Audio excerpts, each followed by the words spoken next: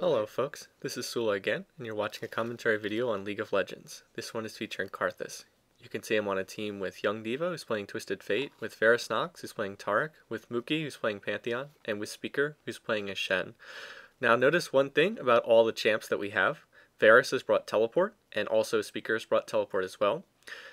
Diva is playing as Twisted Fate, who has a global ultimate. Mookie is playing as Pantheon, who has a global ultimate. And Speaker is playing as Shen, who has a global ultimate. And finally, I'm playing as Karthus, who also has a global ultimate. So between our teleports and our global ultimates, we can affect what's going on anywhere on the map. So this is going to be a game that involves a high amount of mobility on the part of each of our champions. Anyway, I must apologize for casting another game with Karthus. The last game that I uploaded also featured Karthus. I would like to avoid that if possible. However, for one thing, I haven't been playing that much League of Legends. It's been the holidays. We just have gone past Christmas and New Year's as I record this, so I haven't been playing quite as many games as I might otherwise. A lot of the games that I've played recently, when I have been playing, also have been not very good games. I've had a lot of games where my team just got steamrolled, or games where our team steamrolled the other team, which wasn't really that interesting. And those didn't make good games to cast. So I'm going to try to have some more games up soon featuring some other champs. Anyway, right here, you can see the enemy team's Cho'Gath was poking around by himself. We've been able to stun him a couple of times. Unfortunately, I wasn't quite with the team when we jumped on him, so he's going to be able to slip away. But Cho'Gath has used up his ghost, so we're able to use up one of his summoner skills and do some damage to him. So nice little advantage. Anyway, the reason why I wanted to cast this game was it was a competitive game. It was an interesting game, fun. You'll see there's a lot of back and forth going on in this game. And the fact that we had this situation set up where everyone on our team either had a global ultimate or had teleport, and we had 2 total teleports between Speaker and Varus Nox's Taric. It just made for a very interesting style of gameplay that I'm going to show as I go through and cast this game. So hope you'll forgive me for doing another Karthus video, but he is the character I play the most often, so if you watch this channel, you are going to see a lot of Karthus games. Alright, in terms of what's going on here, Young Diva is up in the top lane. He's going to be soloing up there. Mookie is going to be jungling for us. He's playing his jungle Pantheon, which is a little bit weird. But I have seen it done before. I'm going to be in the middle lane here. I'm going to take the other solo lane against the enemy team's Leblanc. Notice, by the way, that I click on her immediately to see what items she has, and she has a Meki Pendant and 2 health potions, which I think is a little bit of a weak opening, but those are the starting items that she's chosen to build. Then down in the bottom lane, and look, there's Cho'Gath running around again in our jungle. But it doesn't look like we're going to be able to do anything to him. So finally, to wrap this up, we're then going to have Varus Nox playing Taric and Speaker playing Shen down in the bottom lane. So that's a lane that probably should never die between Shen tankiness and Taric heals. Anyway, we almost were able to get that Cho'Gath, but I don't believe that we were ultimately able to kill him. As far as this middle lane here, you can see I'm laning against Leblanc. You generally don't see a lot of Leblancs in League of Legends. She's a champion that's not played very often. There's sort of a general consensus that people don't think Leblanc is very good. That's probably true, but the very fact that she's played so infrequently can give people an advantage just because you're not used to laning against them. For instance, I have had very little experience in laning against a Leblanc. I can't say that I've had much practice in laning against this character. So I'll just try to run through her abilities quickly while we're going back and forth here. So if you haven't seen a LeBlanc before, you can see a little bit about what she does. Her main skill that she uses most often, her Q skill, is called Sigil, I'm not sure how to pronounce that. Sigil of Silence. It's a projectile that she shoots at you, and then if she follows that up with another skill, it silences the target. So that's the skill that most LeBlanc players usually max first. Next, her W skill is called Distortion, and that's where LeBlanc will charge towards you, and she can immediately, after she uses the skill, charge back to her original location. By the way, I'm doing a pretty bad job here getting these minions. Oh, by the way, while I'm talking here, Leblanc slipped into the jungle and was able to kill Speaker. I wasn't really aware of that happening. You could see I was trying to get those minions at the tower. Not exactly sure what happened there. So right there, that was Leblanc's basic combo. Oh, here we go. Now we're trying to go after Leblanc, or I thought Mookie was going after her, so I threw down my wall, but she slips away. Anyway, back there a minute ago, you saw LeBlanc's basic combo: Sigil of Silence to do damage and put a mark on you, and then Distortion to follow that up to trigger the mark, silence you, dash towards you, and then dash back again. Right there, you also saw LeBlanc's third ability, Ethereal Chains. It's she shoots out this projectile. I believe it's a skill shot, not 100% sure, because I have actually never played as LeBlanc before. Fires off this chain projectile, and if she hits the target, it slows them, I believe. I think it's a slow. It's either a slow or a stun. And of course, it can also trigger that Sigil mark and silence you if you have that on you. So that's sort of LeBlanc's basic combo would be to first hit you with her silencing mark, like right there, she just puts it on me. Then charge towards you, right there, with Distortion, and then after that, try to hit you with her chains to slow you. Anyway, right there, you also see the LeBlanc passive.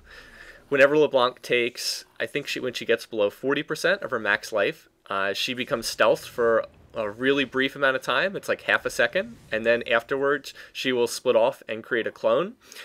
And the clone is kind of like the Shaco clone. It will take damage and it will get killed. And the whole idea is just to confuse you for a second. It's usually pretty easy to tell which one's the real one because it's the one that's moving, like a normal person would be moving. But it can, sort of mess you up if it's done and allow LeBlanc to get away.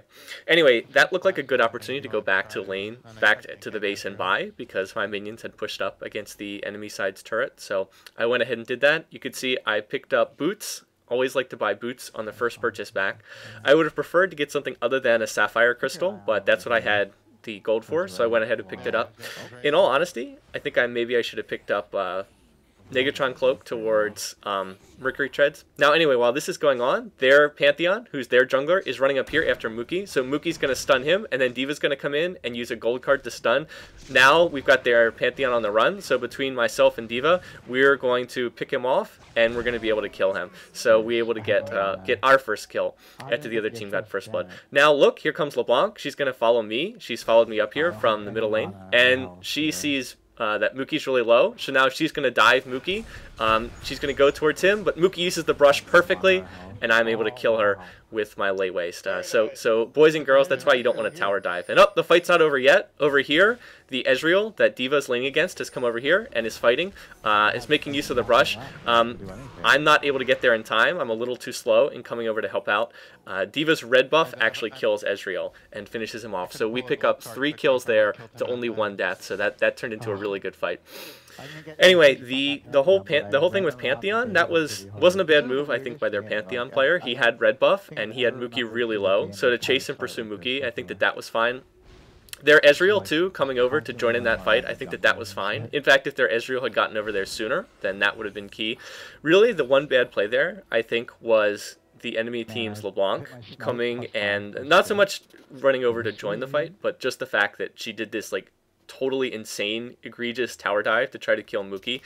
I mean, the best possible result there is that she kills Mookie and then she dies herself after taking 5 tower shots. So if that's the best possible result, it's probably not something you should be doing. And of course now the other team's also handed me a kill and 2 assists, and of course that's going to help me out a lot. I'm playing a little defensively here just because I don't know where the enemy team's jungler is. Their Pantheon is likely revived, and he could have run right here to mid to try to go after me. Anyway, here comes LeBlanc, and she manages to snare me, which is going to silence me briefly. And you can see how much damage I'm taking from that Sigil. Oh, I suppose I didn't mention, LeBlanc's ultimate is something called Mimic, and she can mimic one of her spells that she can mimic any of her 3 normal skills, immediately recast them again, and they'll do more damage. When she was hitting me with her combo there, she mimicked her Sigil of Silence, which is the skill that does the most damage, so that's why I took so much damage there. Anyway, I was going to go back to base, but I realized if I go back to base, I'm not going to be able to get the golden experience from these minions. So anyway, I'm going after these. Now, what's happened? D.Va has just used his ultimate and gone after LeBlanc, but I didn't know he was going to do this. He actually told me he was going to do this, but I didn't see him doing it. And so he goes down there and fights LeBlanc one-on-one, and unfortunately dies, and my ultimate's not enough to kill him. Now, Pantheon comes in after me, but I have enough life that I'm just going to back out of this. What I should have done was use my exhaust. I took exhaust because I don't think we had any other exhausts on our team. I should have exhausted it next to the tower, and that might have been enough to get a kill. And oh, look at that! Ezreal fires off his two-shot barrage and nearly kills me. I go down to 15 HP. So it's a good thing I drank those 2 health pots that I had before, or else I would have died to Ezreal's True Shot. Anyway, right there, not a good play by me, really. When D.Va told me he was going to go after the other team's Leblanc, I should have been there. That would have been a kill if we'd been together, and he would have avoided diving. That was 100% my fault. I just wasn't expecting that. Wasn't expecting him to jump down into the middle lane using the Twisted Fate global ult. So completely my fault. Bad play. We didn't need to take a death there. We should have gotten a kill there instead. Anyway, I'm just a tad late in getting back to the lane, but I am able to get most of the gold and most of the experience here. And now Ezreal has, for some reason, decided to move down here into my lane. And Leblanc, I'm not sure where... Oh, LeBlanc's gone down to bottom lane, so she's fighting with the guys there. I would like to go down and help them, but with Ezreal here, I can't really leave this lane, otherwise he's probably going to push our tower.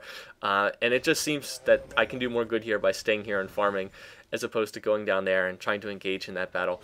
But Speaker did get killed. I don't know the exact details, so that was a bit of a loss for us right there. Anyway, at the moment, we're both just farming back and forth. Up and up here, Mookie's caught the enemy team's Pantheon again. We'd like to go after him, but he's going to back off. So we're going to back off as well and not engage in that particular fight. And there's LeBlanc. You can see she's down here. That means there's 3 of the enemy team in this area, so we have to be a little bit careful. Now, granted, we are expecting them to go up to top lane because D.Va's pushing that tower up there. You can see he's pushing forward, so likely one of them are going to come down, but we still have to be careful. Mookie said he wanted this blue buff here on their Pantheon, so Mookie's going to jump in and engage, and so I was going to come forward and exhaust him. There's my exhaust, but then Mookie backed off. Probably the right decision with LeBlanc being right there. So LeBlanc is, in fact, going to turn and get the kill on Mookie, but now D.Va has popped his ult, and he's going to come right here and help us in this fight. So we're going to chase LeBlanc, and I thought she was in front of us, but instead she was trying to double back. And, oh, can we get LeBlanc? She's so low. But unfortunately, her clone helps her slip away there.